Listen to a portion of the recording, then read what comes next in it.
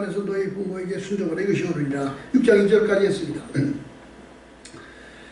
자, 우리가 지난 주일에 저녁 예배에 드린 말씀이 그리스도인의 대인관계라는 제목으로 했어요.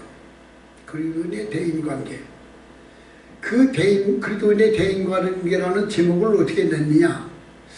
동영상을 찍어놓고 쭉 보다가 제목을 뭐로 붙일까 하니까 이게 남편과 아내, 부모와 자식, 종과 상전. 하나님 믿는 사람이 가정에서의 부모, 자식, 부부 간의 종과 상전과의 관계, 대인관계가 어떻게 될 것인가 하는 것에 대해 기초를 말한 거예요. 그게 뭐냐? 피차 섬기는 자가 되라. 피차 낮아져서 피차 상대방을 배려하는 자가 되라. 이 피차 복종하라 이 말씀이에요. 자, 아내들이여 자기 남편에게 복종하기를 주께 하더라. 22절에 남편에게 복종하라 그랬어요. 어떻게 복종하느냐? 우리 그리스도인이 하나님의 말씀에 복종하듯이 복종하라는 거예요. 우리는 하나님의 말씀이면 내 마음에 드는 건 하고 내 마음에 안 들면 그냥 보이콧하고 거절하고 그러면 안 되지. 하나님의 말씀이면 하나님의 말씀인 줄 알았으면 무슨 말씀이든지 아멘 주여 그리하옵소서. 하나님의 말씀에 무슨 말씀이든지 순종하는 거, 이게 순종과 복종이야. 내 마음에 들지 않아도 따르는 거예요. 발람 선지자가 하나님의 신이 감동해서 예언을 잘하는 선지자였는데 이스라엘 백성이 그 땅을 지나가는데 거기 있는 발락 왕이 모세가 인도하는 이스라엘 백성이 두려워서 와서 우리를 위하여 복을 믿어주고 이 백성을 저주해달라고 부르니까 발람 선자가 하나님에게 물어봐요. 하나님, 저 발락이라는 왕이 내게 이렇게 왔는데 어찌하오리까? 하나님이 이 백성들은 내가 택한 백성, 내가 기름 부은 백성들이다. 너는 그들을 저주하면 안 된다. 너는 발락에 부르는 초청에 응하지 말라. 이렇게 하나님의 음성을 듣고 발락 왕이 부를 때 대답을 하기를 내가 하나님께 물어보니 하나님께서 당신들의 청을 거절하라. 당신들 요청을 내가 들어줄 수가 없다. 왜 그러냐? 이 백성은 하나님이 택한 백성이기 때문이다.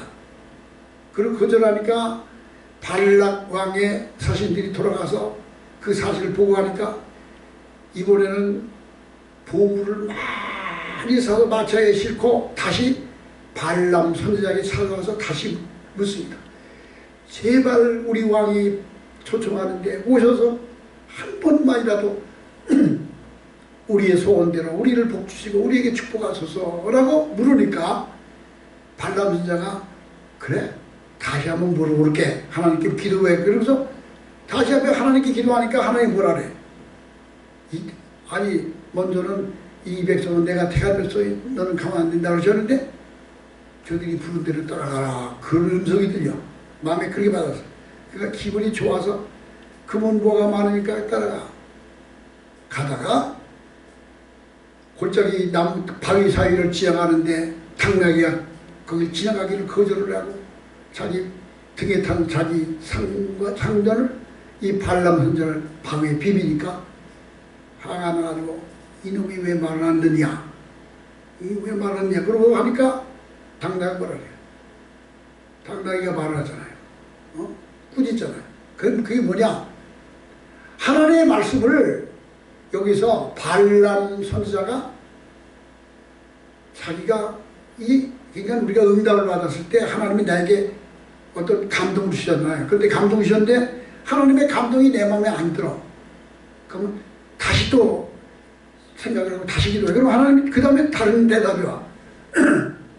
그게 바로 뭐냐면 하나님의 음성은 처음 주신 음성을 들어야지 자꾸 가서 하나님의 물어보면 이게 우리가 영적으로 이게 혼동이 오고 시험에 들게 된다는 거예요.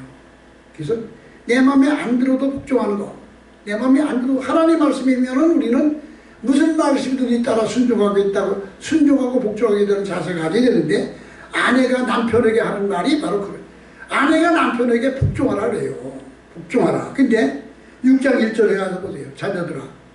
6장 1절에 자녀들아 주 안에서 너희 부모에게 순종하라. 이것이 옳으니 아니 6장에서는 부모에게 자식들은 복종하라 그래 지금 좋을 텐데 여기 순종하라 그래.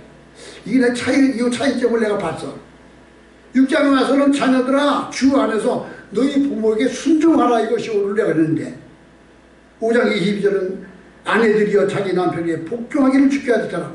여기 복종과 순종이 나눠졌어. 왜 그럴까 생각해 봤어. 6장 1절에 자녀들아 주 안에서 너희 부모에게 순종하라 그랬잖아요. 내가 알고 있는 어느 분이 아주 그 초창기 한국 기독교가 처음 들어왔을 때 초창기에 우리나라에 재벌 그룹들이 있어요. 삼성그룹, LG그룹, 아니 뭐야 현대그룹 또는 하나그룹 이런 그룹 있잖아. 근데 그 중에 벽산그룹이라는 데가 있어. 벽산그룹. 거기 벽산그룹의 창업자이신 회장이신 김인득 장로님이라는 분이 계셔. 벽산그룹의 회장님이야. 이 장로 이분이 북한에서 내려오신 분이야. 이분이 북한에서 이게 해방되기 전에 북한에 있을 때 교회를 다녔는데 아버지가 그냥 적극반대하는 거야. 절대로 교회 가지 말라고 핍박을 했는데 나중에는 아버지 말을 안 들으니까 가지 말라는 거야. 너는 왜 그 서양 예수를 믿느냐고.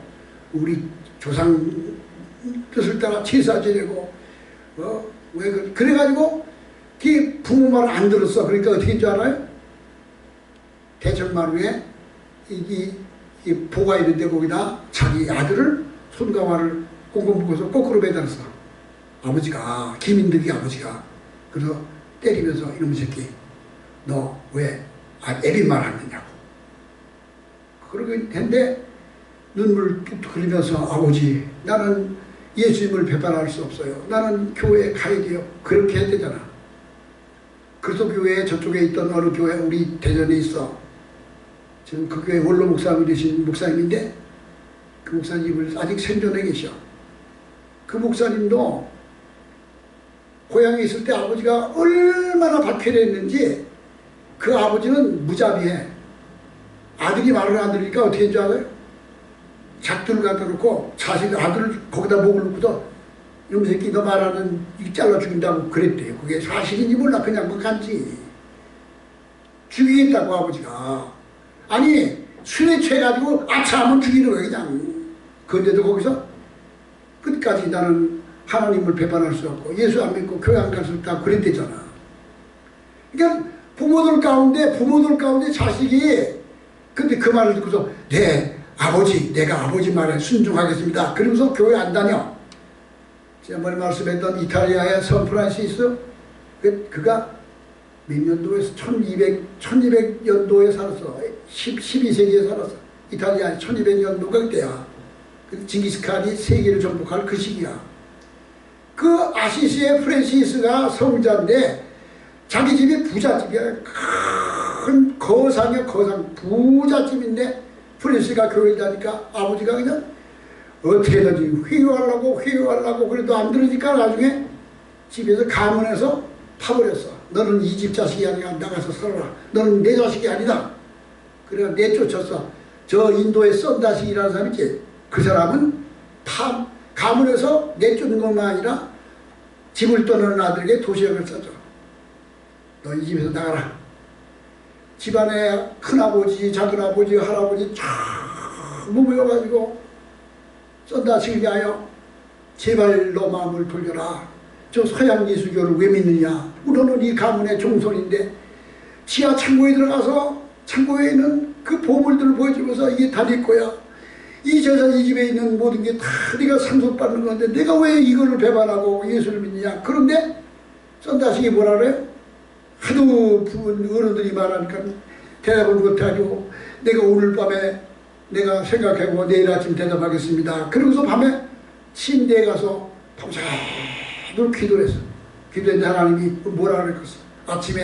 그러니까 아침에 집을 내쫓으면서 도시락을 싸줬는데 그 도시락을 들고 눈들길을 가다가 배고파서 까먹었더니 거기 독약이 들었어. 배가 아파서 배를 움켜쥐고 비명을 지르는데 농부가 그것을 발견하고 마침 거기에 있는 선교사 목사님을 데려다 가서 기도해서 이게 무슨 독을 마시려도 죽지 않는다고 썬다식이 나온 게 바로 거기 나온 거예요.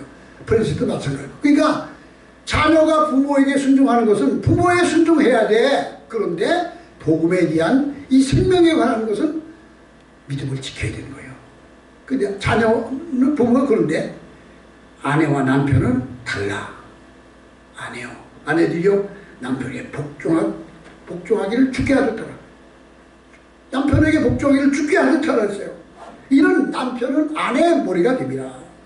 그리스도께서 교회의 머리가 되는 것 같으니 그런 바로 몸의 구주시라. 제가 지난번에 그랬죠. 머리는 목이 움직여. 머리가 지맘대로 목이 하자대로 하는 거예요. 목이. 그러니까 여자로 사실 목이야. 남자는 아무리 지같이 주관이 같아도 여자의 영향력에 의하여 움직여지는 거예요. 근데 그거를 처음에 박해가 시작될 때는 그런 일이 있지만 아니 저기 분당 성남에서 분당으로 이렇게 오는 성남시에서 경기도 광주로 오는 그 꼭대기에 영광제일교회라고 하는 그 교회에 이기용 목사님이라는 분이 계셔. 그 목사님이 그분이 천국 지옥을 가 보고 오시고 그렇게 지금 복음을 많이 전하시는데 그분이 아니 교회는 교자도 싫어했대. 그러니까 교회만 간 사람만 보면 그냥 아주 재수없다 그랬대. 근데 그분이 간증 들어보니까 자기 아내가 교회 가지 말았는데 어느 날 지금 출타하다 딱 들어보니까 성경이 있더래. 성경이 뚝 떨어지더래. 이게 누구 거야? 가다 당장 찢어버려. 그러니까 그 부인이 제발 여보 그러지 말아요. 그 순간에 부인을 메어치고 출급했는데 이 두개골이 골절이 돼서 골절된 머리로 피가 들어가서 죽을 뒤에 그렇게 박해를 했어. 그분이 지금 목사님이 돼가지고 정말 아주 한국교회 모범되는 귀한 목사님이 됐어. 이게 바로 뭐냐면 복음을 모르고 살 때는 복음을 모르고 알지 못하고 있을 때 저희들은 다 그렇게 하는 거예요. 그러니까 우리는 남편 앞에서 아내가 이 남편과 아내와의 관계가 교회와 성도와의 관계가 다. 몸인 교회와 머리가 되신 교회와 같아. 그러므로 교회가 그리스도에게 하듯 아내들도 범사에 자기 남편에게 복종할지라. 어떤 부부가 부부싸움을 하다가 남편이 여보 여기 성경 보라고 아내는 남편에게 복종하라 했잖아. 당신 말을 한다고. 그러니까 부인이 또 그러면 당신은 교회가 그리스도가 교회를 향하여 몸을 준 것 같이 나를 위해서 뭐 해줬어? 그래서 싸우더래. 그러니까 이거는 서로 그러니까 이게 21절에 그들을 경외함으로 피차 복종하는 이 말씀이 낮아져서 배려하고 섬기겠다는 배려와 도움이 되겠다는 그런 마음까지. 그래서 그 정말 잘 믿는 그런 장로님이나 이런 권사님들은 비록 어린아이를 할지라도 그 아이를 쳐다보면서 아주 그렇게 사랑스러운 눈으로 바라보고 무엇이든지 도와주고 싶은 마음을 갖는 것. 이런 마음까지. 이것이 대인관계 속에서 나타나. 교회를 그리스도께서 교회를 사랑하시고 교회를 위하여 자신을 주신 같지 않아. 예수님께서 우리 향하여 뭐라 하셨죠? 자기 생명을 내어주셔서 죽기까지 복종하셨어. 십자가에 달려서 손관에 못이 박히고 모든 사람이 바라보는 데서 벌거벗긴 몸으로 수치를 당하고 고통을 당하면서 그 고통을 타당하고 죽으셨는데 그래서 뭐라고 했어요? 하나님이 저를 지극히 높여 모든 이름 위에 뛰어난 이름을 주시고 모든 입으로 주로 신하게 하고 모든 무릎을 그 앞에 꿇게 하였느니라. 그리스도를 하나님께 크게 높이셨어. 우리는 하나님 뜻에 순종할 때 자기를 자아를 깨뜨리고 그리스도께서 십자가에서 고난당하신 그 고난을 본받아 그 고난을 생각하고 예수님의 십자가의 고난을 상상하고 생각하면 세상에서 못 견딜 고난이 어디 있고 감당 못할 세상에 문제가 어디 있어.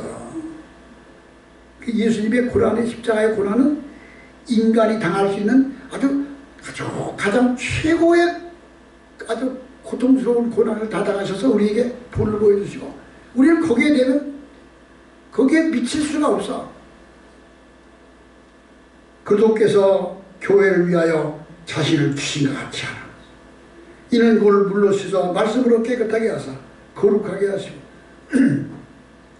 물로 씻어 말씀으로 깨끗하게 하사 거룩하게 하시고, 자기 앞에 영광스러운 교회를 세우사 신하 주름 잡힌 것이나 이런 것이 없이 거룩하고 흠이 없게 하려 함이라.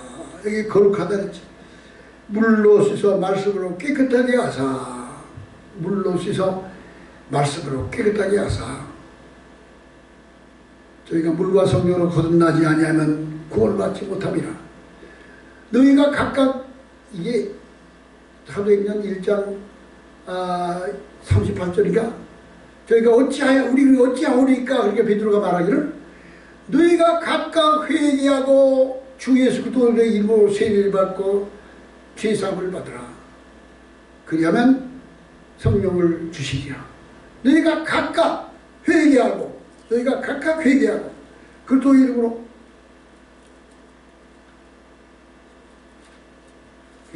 뭐라고 나왔나 보세요.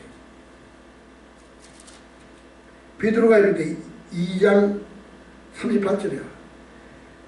너희가 회개하여 각각 예수 그리스도의 이름으로 세례를 받고. 그러니까 백성들이, 형제들이 우리가 어찌하여 구원 얻겠습니까? 그러니까 베드로가 대답하기를, 너희가 회개하여 각각 예수 그리스도의 이름으로 세례를 받고 죄사함을 받으라.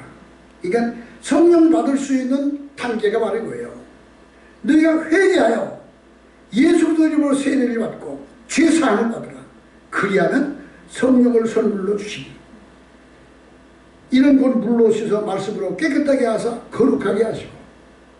세례받아야 하나님의 자녀의 하나님의 백성이 됐다는 그런 공식적인 입문이 되는 거예요. 부부가 혼인신고하고 많은 사람들 앞에서 공포해. 아무개가 부부가 되었노라라고 공부하는 것은, 이거는 공개적으로 이거는 선언하는 거예요. 세례는 나는 하나님의 백성이 되었다고 하는 공개적인 의식이야. 물 3번 찍어서 머리에 얹는 것이 아니라 물속에 들어가서 머리끝까지 다 잠기는 침례가 세례의 참되는 거예요. 세례 받고 말씀으로, 물로 씻어 말씀으로 깨끗하게 하사 거룩하게 하시고, 자기 앞에 영광스러운 교회로 세우사 신하 주름 잡힌 것이나 이런 것이 없이 거룩하고 흠이 없게 하십니다. 그래서 우리를, 하나님의 자녀들을 그리스도 앞에서 영광스러운 교회로 세워져야 되는데, 영광스러운 교회가 뭘까요? 티나 주름 잡힌 것이나 이런 것이 없는 자, 거룩하고 흠이 없는 자, 거룩하고 흠이 없는 자, 티나 주름 잡힌 것이 없는 자. 그래서 영광스러운 교회로 세워지게 하려 합니다. 그 인간이 이게 아무리 해도 인간은 불완전하고 부족한 게 인간이야. 완벽할 수가 없어.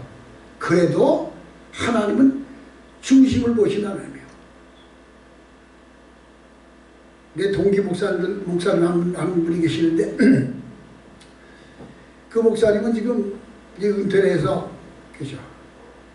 그 목사님이 어느 교회, 큰 교회를 개척한 후에 어려움 당하는 교회를 위해서 교회를 목회지를 바꿔줬어. 자기 희생인 거야. 자기가 세우는 교회를 다른 목사님과 바꿔주고, 자기가 그 교회를 가고 그 목사님이 어려움 당할 때 자기가 오게 하면서 배려해 준 거야. 근데 그 교회 갔는데, 그쪽 교회를 갔는데 교회를 건축을 했어. 아주 강변에다 잘 지었어. 근데 무슨 일이 있었는가? 교회 헌금도 많이 하고 교회 중심되는 장로님이 동네 소문이 난 거예요. 소문이. 작은 루인과 같이 산다고. 첩이 있다고. 소문이 나니까 이 덕이 안 되는 거예요. 목사의 계까지 들어오고 보는 사람마다 수근수근 하니까 그 얼마나 부담스러워. 그러니까 목사님이 그거를 뭐 공개적으로 꾸짖고 나무란 게 아니라 조용히 만나서 그런 얘기 충고를 해준 거예요. 그 목사님이 그게 함부로 하는 분이 아니야. 만나서 장로님 이러이러한 소문이 있는데 이게 교회 유익도 안 되고 하나님의 영광도 가리고 덕이 안 됩니다. 그러니 정리하시고 하나님 앞에 영광을 돌리세요. 이렇게 좋게 권면을 해드렸어. 근데 그거를 소화를 못 시키고 이제 목사가 원수가 된 거야. 적이 됐어. 그래가지고 사건 문제 지키고 자기가 헌금을 해서 지은 교회인데 건축 완공이 되기 전에 지하실에서 예배를 드렸어. 그렇잖아요. 예배 처소가 없으니까. 그런데 장로가 그걸 고소를 했어. 지가 지은 교회인데 목사가 건축 후가도 건축 완공도 안 된 데여서 예배 드린다고 고소를 하고. 그러니 그 얼마나 덕이 안 되었어. 그 목사님이 그 장로를 잘 치유해야 되는데 교회가 이렇게 문제만 하면 어떻겠냐. 그리고 자기가 사표를 내버려서 그냥 사표를 내버려서. 그게 내가 우리는 막 책망을 해. 그걸 사표를 내냐고 그걸 치유해야지. 근데 그 목사님이 훌륭한 목사님이요. 그 복을 받았는데 아들이 둘인데 아들만 둘이라는데 그 아들은 서울법대를 하는데 판검사가 아니야. 판검사를 안 해. 싱가포르 은행 한국지점장이야. 이건 그러니까 그 아들은 서울법대 동문들이 모인 동문회 있잖아.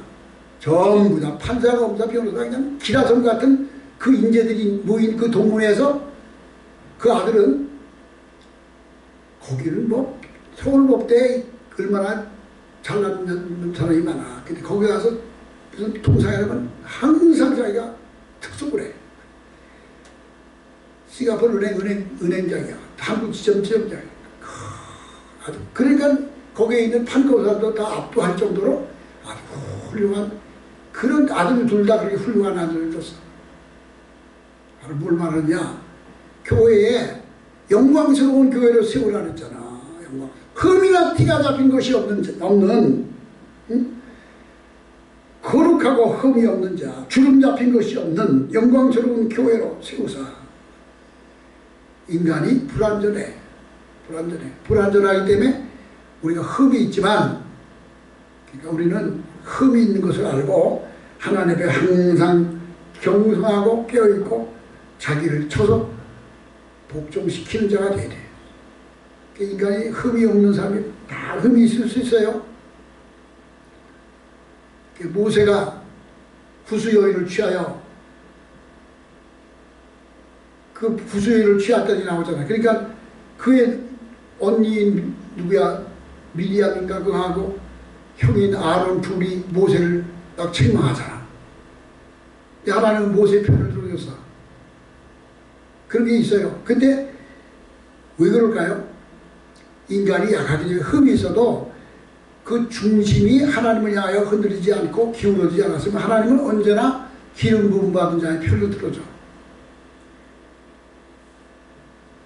우리는 하나님 앞에서 언제나 제가 먼저 말씀드렸죠.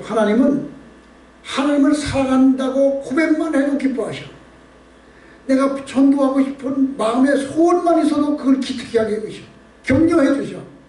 일어나 시작해봐. 나는 널 믿는다. 용기를 주고 격려하고 기회를 주셔. 하나님은 기회를 주셔. 책망하지 않아. 가나마다 옆에 잡힌 여인을 다 돌로 치러 갈 때 네가 어찌하다 가늠을 했느냐? 이 여자야. 그게 책망하는 게 아니야. 나도 내 죄를 정죄하지 않는다. 다시는 죄를 짓지 말라. 기회 주신 거예요. 기회. 하나님은 실수하는 인간에게 언제나 기회 주죠. 다시 용기를 주고 그 편이 되죠. 사람이 시집간 딸은 자기 편 들어주는 사람은 친정어머니야. 남편보다 친정어머니가 자기 사람을 정말 잘 알아. 그래서 문제가 있으면 친정어머니 나를 낳아준 어머니한테 가서 다 이게 부모의 사랑이야. 언젠가 그 지존파라고 그러는 그 흉악범들이 그 사람을 많이 죽였어요. 그래야지 그들 사형 집행이 돼서.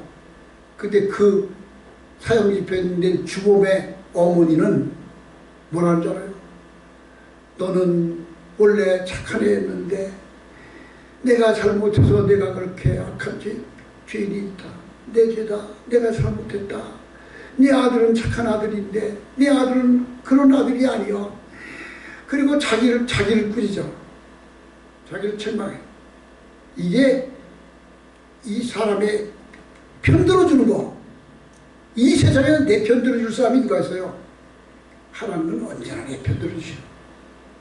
실수해도 뉘우치면 기회 주시고 다시 용기를 주시고 책망하기보다 기회 주시고 그러니까 우리는 하나님 앞에 티나 주름 잡힌 것이 없는 거룩하고 흠이 없게 하려 하심이라. 이것이 바로 남편과 아내와의 관계에서 서로 존중하고 배려하고 서로 섬기는 이런 아주 아름다운 바람직한 인간관계를 맺었을 때 흠이 없는 자, 주름 잡힌 자가 없는 그런 모습으로 설 수 있다. 그 말씀이에요. 누구든지 28절 이와 같이 남편들도 자기 아내 사랑하기를 자기 자신과 같이 할지니 자기 아내를 사랑하는 자는 자기를 사랑하는 것이라. 자 보세요. 요즘에 자해하는 사람이 있어. 자해. 자기 몸을 찢고 자기 몸을 상처를 내고 머리를 부딪혀서 피를 흘리고 이건 자해야. 자해. 그 자해는 정신병이야. 근데 어느 사람이 자기 몸을 보존하지 않아. 다 추우면은 그냥 어디 아프면은 싸매고 치료받고 자기 몸을 존중하잖아. 자기 몸을 존중하잖아. 손가락 끝에 가시 하나만 찔려도 크게 아파서 견딜 수 없어. 자기 몸을 사랑하는 거야. 이게 인간은 자기를 사랑해. 근데 부부가 남편과 아내가 관계가 자기 사랑이야. 아내를 향하여 아내가 아플 때 내 몸이 아픈 것 같이 여겨. 자기를 사랑하는 거야. 남편이 아플 때 아내는 남편을 내가 아픈 것처럼 그렇게 배려하고 섬기는 자. 이것이 자기 아내 사랑하는 자는 자기를 사랑하는 것이. 누구든지 29절 누구든지 언제나 자기 육체를 미워하지 않고 오직 양육하여 보호하기를 그리스도께서 교회에게 행한 같이 하나니 우리는 금음의 지체입니다. 남편과 아내가 이렇게 둘이 부모를 그 다음에 나오죠. 그러므로 사람이 부모를 떠나 그 아내와 합하여 둘이 한 육체가 될지니 이 비밀이 크도다. 이 비밀이 부모를 떠나 남편과 아내가 부부가 된 것은 하나님이 축복한 게 결혼을 축복하셨어요. 결혼은 축복이야. 결혼은 축복이야. 죽는 것은 이거는 심판이기 때문에 죽는 것을 기뻐할 사람은 없어. 구원받은 사람은 기뻐하겠지만 세상 사람들이 죽는 걸 환영하고 죽음을 환영하고 기뻐할 사람이 없어. 근데 결혼은 축복이야. 죽음은 사망은 죄의 값이야. 그러니까 부부간에 화목하게 사는 것, 이것이 하나님께서 우리에게 이게 예수님의 지체가 된 것 같이, 그러므로 사람이 부모를 떠나 그 아내와 합하여 둘이 한 몸이 육체가 될지니 이 비밀이 크도다. 나는 그도와 교회에 대한 말을 이것을 남편과 아내의 이 관계가 교회와 그리스도의 관계와 같다 그거예요. 이 비밀이 크도다. 나는 그리스도와 교회에 대한 말을.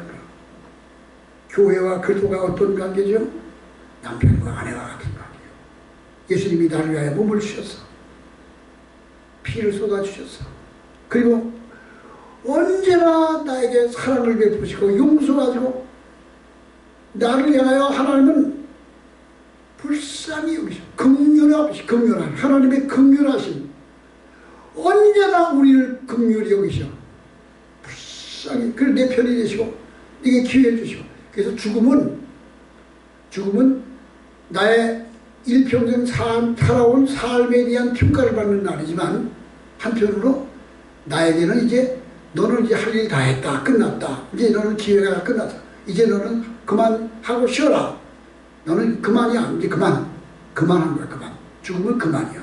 이제 그 다음에는 그에게는 기회가 주어지지 않은 거예요. 이제는 하나님 평가만 받은 평가야. 거기 그 단계에 온 거야. 근데 아직 살아있다는 것은 삶이 축복이야. 그래서 살아있다는 게 축복이야. 왜? 기회니까. 하나님 우리를 아직도 기회를 주고 있으니까. 그렇습니다. 이거의 교회의 비밀이야. 이 비밀이 그가 나는 그도와 교회에 대하여 말하노라. 교회는 예수님을 향하여 그도께 복종하는 아내들이여 남편에게 복종하듯이 교회 그리스도의 우리 그리스도인은 하나님의 말씀에 내 마음에 드는 것만 하는 게 아니라 하나님의 말씀인지 알았으면 아멘 그리하옵소서. 아브라함이 아들 이삭을 드릴 때 그 좋아서 드렸겠어? 하나님의 말씀인지 분명히 아니까 그 순종한 거예요. 아내 자기 사랑에게 이야기하면 틀림없이 이건 다 통할 것 같아. 그러니까 아내도 모르게 몰래 데리고 와서 물에 와서 사흘길을 걸어가서 양의 등에다 장작을 메어서 들고 산으로 올라갈 때 아버지 여기 불과 장작은 있는데 제자들 양은 어디 있습니까? 그러잖아. 그게 바로 하나님의 말씀인 줄 알면은 내 마음에 안 들어도 좋아하는 거야. 지난주에 말씀드렸죠. 로마에 있던 어느 수도사가 산에서 기도하는데 하나님의 음성이 들리기를 너는 일어나 로마로 들어가라 그러셔. 너무 분명한 음성을 들었어. 그러니까 로마로 와서 하나님 왜 나를 로마로 가라 하셨나? 로마로 왔어.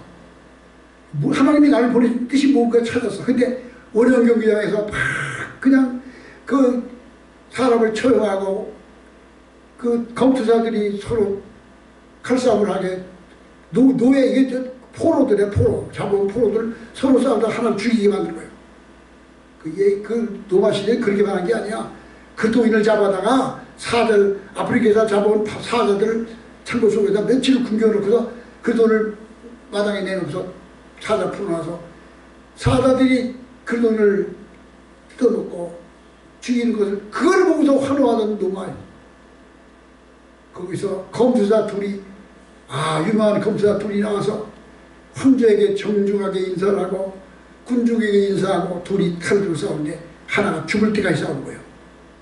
관중들은 그걸 보면서 흥미진진하게 무슨 스포츠를 보듯이 하는데 이 사람은 그 순간 하나님이 이것 때문에 나를 보내셨구나. 분명히 알았어. 그러니까 뭐라 주 예수의 이름으로 중지하라. 주 예수의 이름으로 중지하시오. 그러니까 처음에는 군중들이 무슨 그게 순서에 나오는 줄 알고 하하 웃더래. 그냥 그렇게 한번 하는 건 줄 알고 막 좋아하더래. 그런데 그 다음에는 경제로 뛰어들어가면서까지 당장 중지하시오. 하나님 주 예수님의 이름으로 중지하시오. 그러니까 관중들이 조용해진 거야. 이 검투사가 나와서 그것도 죽였더래. 그걸 보는 순간 황제가 저놈을 당장 끌어내라 이런 게 아니라 황제도 보면서 이런 비인도적인 하는 것을 마음에 안 들었겠지. 그러니까 벌떡이를 하더니 아무 소리도 안 하고 퇴장을 해서 빠져라. 그러니까 거기 견자했던 귀족들도 다 뿔뿔이 다 흩어졌어. 그날 이후로 로마에서 검투사들이 사람을 죽이는 경기가 끊어졌더라고요. 그게 392년인가 그때. 그 기독교가 공인되고 난 그 AD 392년이래. 이게 바로 뭐냐. 하나님의 말씀인 줄 알면 순종하는 거야. 순종하는 거야. 내 마음에 안 들어도 순종해야 돼. 내 마음에 들어도 순종하고. 요나가 너는 저 니느웨에 가서 복음을 전하여 회개하라고 전하라. 그때 요나가 볼 때 니느웨가 저 아스리 지방인데 아스로 그놈들은 매일 유대인을 공격하잖아. 그게 마음에 안 드니까 아스로 가고 도망갔어. 근데 하나님이 요나를 책망하고 가서 복음을 전하겠어. 근데요 요나 사건을 다시 생각해 봐야 돼. 요나가 아스로에 가서 전도했잖아. 그러니까 그들이 다 요나의 외침을 듣고 배옷을 듣고 회개했어. 그럼 그 아스로 지방 사람들이 어떻게 됐냐. 몇 년 후에 다시 또 쳐들어와서 그게 북왕국 이스라엘을 침략하고 완전히 축배를 만든 게 그게 아스리였어. 그 로마 전도한 그 후에 그런 일이 또 일어났어. 그러니까 그걸 누가 책에서 보니까 그러더라고. 요나에 전도했던 아스루가 그 후에 어떤 일이 있었는가. 그때 로마의 요나의 전도 듣고 배를 입고 회개하던 그들이 그 다음 시대가 되니까 그 당시에 아스루의 지도자가 뭐냐. 디글랏 빌레셋이라고 하는 새로운 왕이 나오더니 폭군이 돼가지고 군대를 일으켜서 북쪽 사마리아 성을 에워싸고 그 스가랴서를 비롯해서 성경에 나오는 거 보면은 아수르 군대들이 사마리아 성에 와서 그 유대인들을 얼마나 많이 죽였는가. 사람의 가죽을 벗겨서 성곽을 덮고 피가 강물처럼 흘렀다는 그런 기록들이 있어. 디글랏 빌레셋의 그 만행이. 요나가 그 마음에 안 들었던 거예요. 이게. 하나님은 그래도 그들이 회개하기를 바라셨던 거예요. 그래도 이 비밀이 크다 나는 그도와 교회에 대해 말하노라. 그럼 우리는 교회와 그리스도처럼 남편과 아내의 관계도 서로 존중하고 서로 사랑하고 자기를 주신 것 같이. 그러나 너희도 각각 자기 아내 사랑하기를 자신같이 하고 아내도 자기 남편에게 있는가. 교회와 그리스도의 관계를 비유하면서 남편과 아내를 비유해서 이게 바람직한 교회상이고 가정상이야. 가정상이야. 교회에서 파고를 짓고 서로 시기다툼을 하고 서로 흉을 보고 가정에서도 남편과 아내가 서로 의심을 하고 이런 것을 여기에 우리에게 경계하신 말씀을 얘기하는 거예요. 그럼 우리는 교회와 그리스도와의 관계처럼 남편과 아내와 관계도 서로 존중하고 서로 배려하고 자신을 낮추고 서로 섬기는 자가 되면 거기에 천국이야. 그래서 나라가 하늘에서 이루어진 하나님의 나라가 하늘에서 이루어진 것이 땅에서도 이루어지이다. 이 세상에 하나님의 나라가 이루어진 게 뭘까요? 이게 바로 사랑의 열매가 맺어지는 거예요. 사랑의 열매가 뭐예요? 오래 참는데 온유함으로, 아주 온유함으로. 왼벽을 팍 때려. 그러면 아파서 분노가 일어나는 걸 억지로 참고서 이 뺨도 때려서 그렇게 하는 게 아니라 내 뺨을 때려도 내 마음은 그 사람이 불쌍해서 측은해서 안타까운 마음 때문에 그 사람이 미워지는 게 아니라 당신이 내 뺨을 때림으로 분노가 좀 누구로 쳤나요? 내 이 뺨까지 때리면 더 다음이 마음이 편해질 수 있으면 내 뺨도 내들 대가 때리세요. 이게 바로 온유함이야. 온유함. 오래 참고 온유한 거. 사랑의 열매는. 그래서 무엇이든지 참으며 무엇이든지 믿으며 무엇이든지 바라며 무엇이든지 견딘다는 소. 네 가지. 사랑은 무엇이든지 참아. 무엇이든지 어떤 경우에도 참고 무엇이든지 바라며 소망. 무엇이든지 믿으며 믿음 소망 사랑이야. 세 번째 무엇이든지 견딘다. 첫 번째 참으며 바라며 믿으며 견딘다. 참는 것과 견딘다는 게 같이 겹쳐서 인내를 소중하게 한 거예요. 인내를 강조한 거예요. 그리스도인은 예수님의 마음을 향한 온유함으로 또한 경우에도 인내하는 거예요. 참는데 분노를 이끌면서 억지로 참는 게 아니라 서로 복종하라.